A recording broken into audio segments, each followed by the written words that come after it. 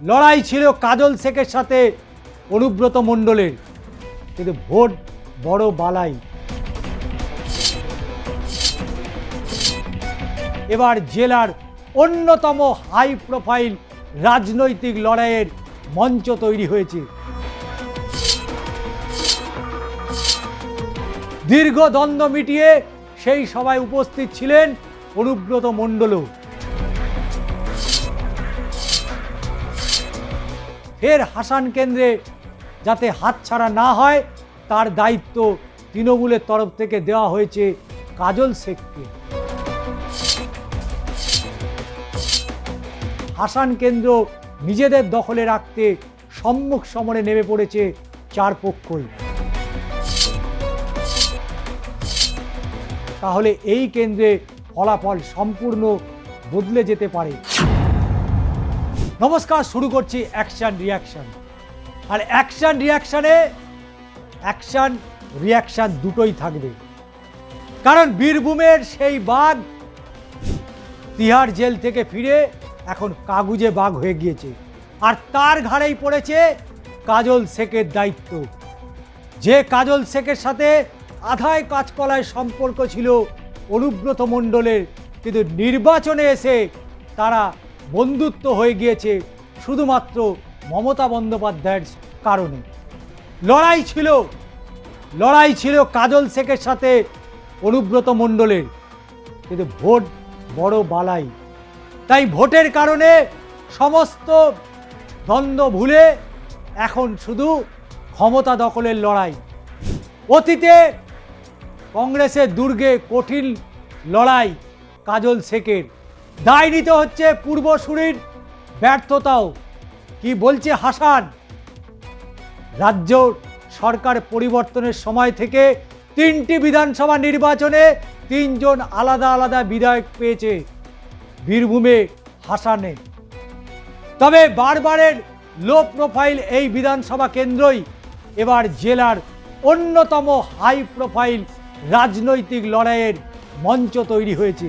তারাপীঠ মন্দির রাজ্যের ধর্মীয় পর্যটন কেন্দ্রগুলির মধ্যে একেবারে প্রথম সারির নাম। সেই তারাপীঠ মন্দির এই বিধানসভার মধ্যেই পড়ে।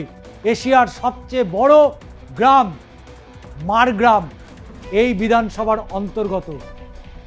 সেদিক থেকে দেখতে গেলে রাজ্যের সবচেয়ে হাই প্রোফাইল বিধানসভা কেন্দ্রগুলির মধ্যে পড়া উচিত বীরভূমের হাসানের। অথচ রাজ্য রাজনীতিতে এখনও লো প্রোফাইল হয়েই থেকে গিয়েছে এই কেন্দ্রটি। তাই অবশ্যই নজর রাখতেই হচ্ছে। রাজ্যের পালাবদলের সময় থেকে বিভিন্ন নির্বাচনে আমরা দেখেছি যে অনুব্রত মণ্ডল তিনি মূলত একচ্ছত্রভাবে দাপিয়ে বেরিয়েছেন, কিন্তু সেই অনুব্রত মণ্ডলের গড়েই হাসান বিধানসভা কেন্দ্র। বীরভূম জেলা পরিষদের সভাপতি তথা জেলা রাজনীতিতে তৃণমূলের অন্যতম বড় মুখ এবং রাজ্য রাজনীতিতে সাড়া ফেলা সেই কাজল শেখ এবারই প্রথম বিধানসভা নির্বাচনে প্রতিদ্বন্দ্বিতা করছেন। নিজের বাড়ির নানুর থেকে অনেকটাই দূরে হাসান কেন্দ্রে এসে প্রথমবার বিধায়ক পদের জন্য লড়াই শুরু করলেও ইতিমধ্যে নিজের পায়ের তলার মাটি শক্ত করে ফেলেছেন কাজল শেখ। জেলার রাজনীতিতে কাজল অনুগামী বলে পরিচিত বিভিন্ন প্রান্তের তৃণমূলের নেতাকর্মীদের নিয়ে গোটা এলাকা চষে বেড়াচ্ছেন তিনি।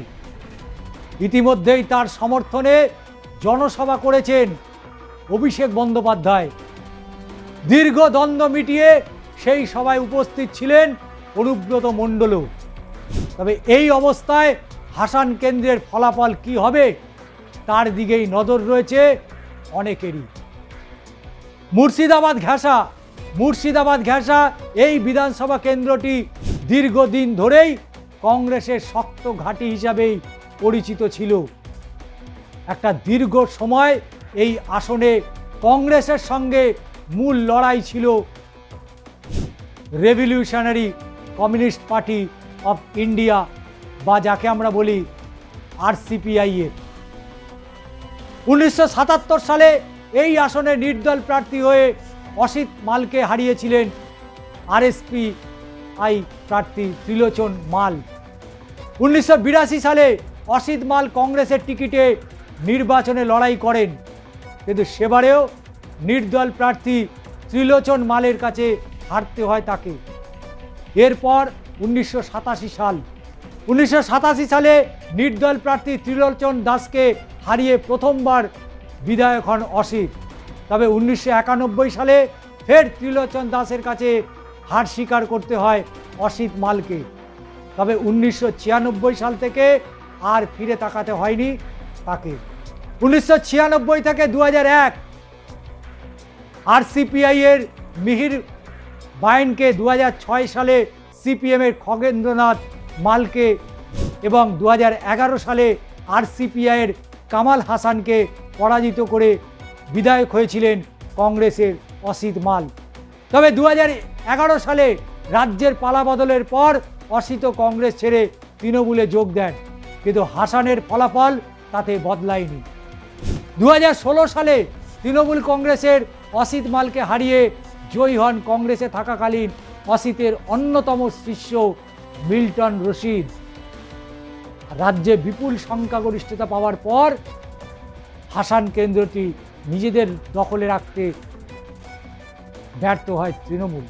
গোটা জেলায় এই একটি কেন্দ্র সেবার তৃণমূল হাতছাড়া করেছিল। 2021 সালে চিকিৎসক অশোক চট্টোপাধ্যায় প্রথমবার হাসান কেন্দ্র থেকে জোড়াফুল প্রতীকে জয়ী হন। তৃতীয় স্থানে চলে যান বাম কংগ্রেসের জোট মিল্টন রশিদ। দ্বিতীয় স্থানে উঠে আসেন বিজেপির নিখিল বন্দ্যোপাধ্যায়। কিন্তু সমস্যা হলো নির্বাচনে জয়ী হলেও হাসান কেন্দ্রে গত কয়েক বছর বিধায়ক অশোক চট্টোপাধ্যায়ের বিরুদ্ধে ক্ষোভ জমা হচ্ছিল।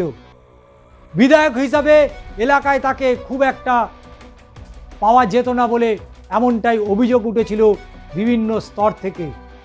এই অবস্থায় ফের হাসান কেন্দ্রে যাতে হাতছাড়া না হয় তার দায়িত্ব তৃণমূলের তরফ থেকে দেওয়া হয়েছে কাজল শেখকে।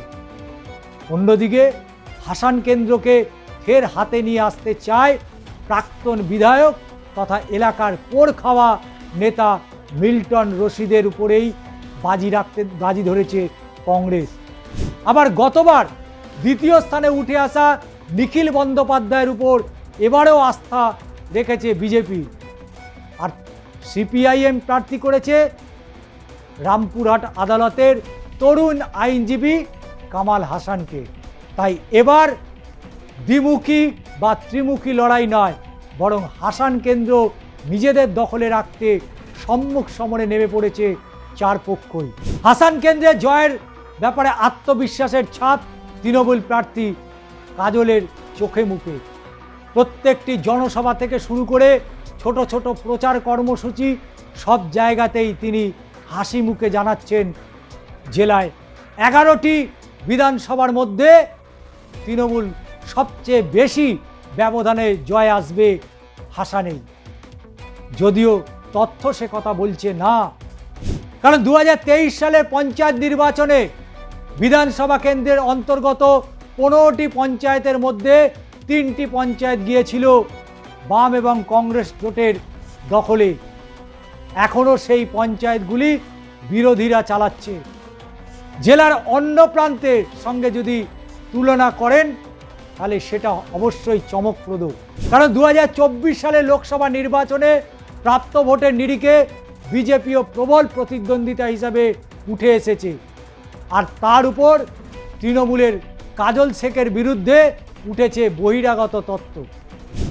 কিন্তু কংগ্রেসের মিল্টন রশিদ প্রায় প্রত্যেকটি প্রচারে এই তথ্যই তুলে ধরায় দাবি করছেন যে 2021 সালে বহিরাগত তৃণমূল প্রার্থী অশোক চট্টোপাধ্যায়কে জয়ী করে হাসান কেন্দ্রে মানুষ বুঝে গিয়েছে বহিরাগত বিধায়ক হলে কি কি সমস্যার সম্মুখীন হতে হয়। সেই একই ভুল তারা আর করবে না।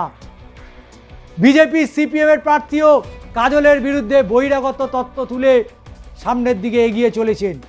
সিপিএমের কামাল হোসেন সরাসরি অভিযোগ করছেন নানুরে যে সন্ত্রাসের রাজত্ব কায়েম করেছেন কাজল শেখ, তাকেই হাসানের মাটিতে প্রতিষ্ঠিত করতে চাইছেন।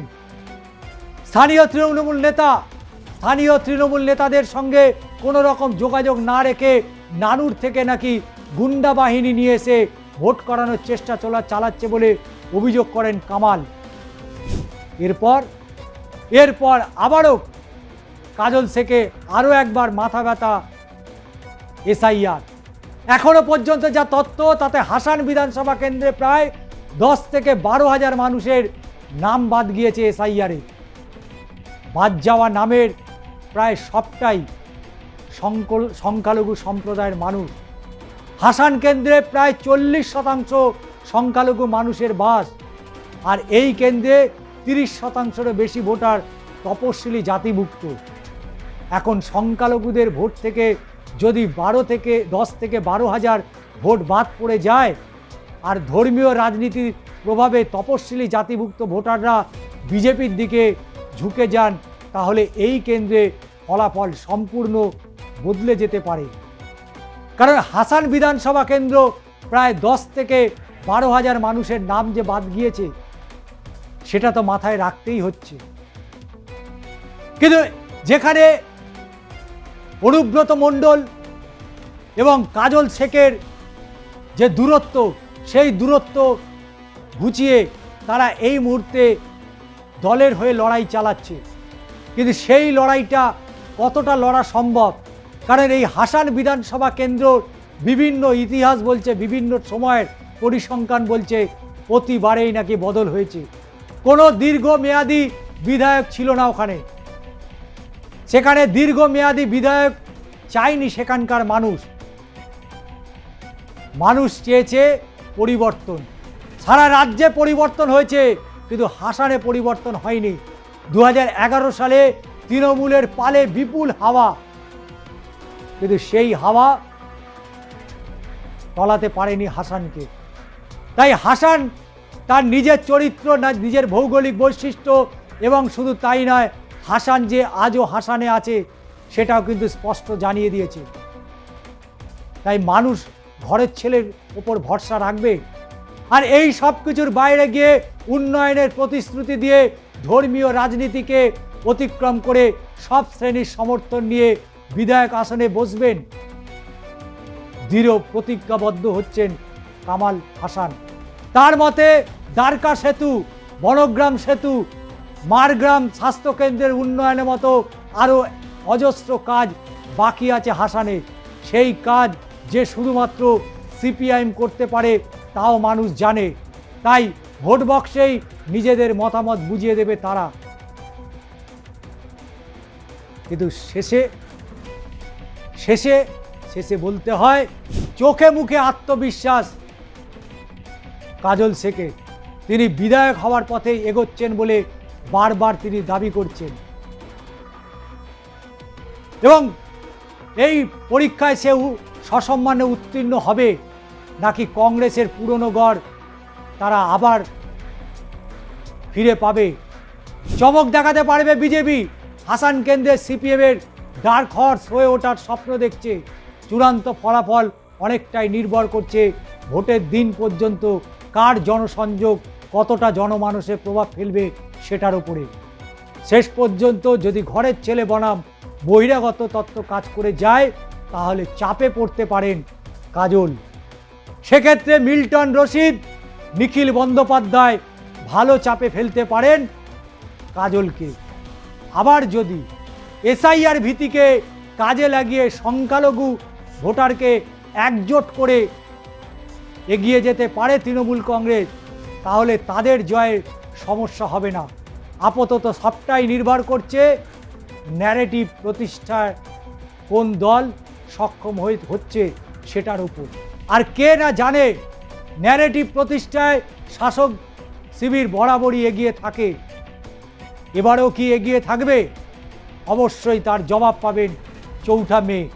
অ্যাকশান রিয়াকশান কেমন হলো অবশ্যই জানাবেন, আপনার মতামত জানাবেন।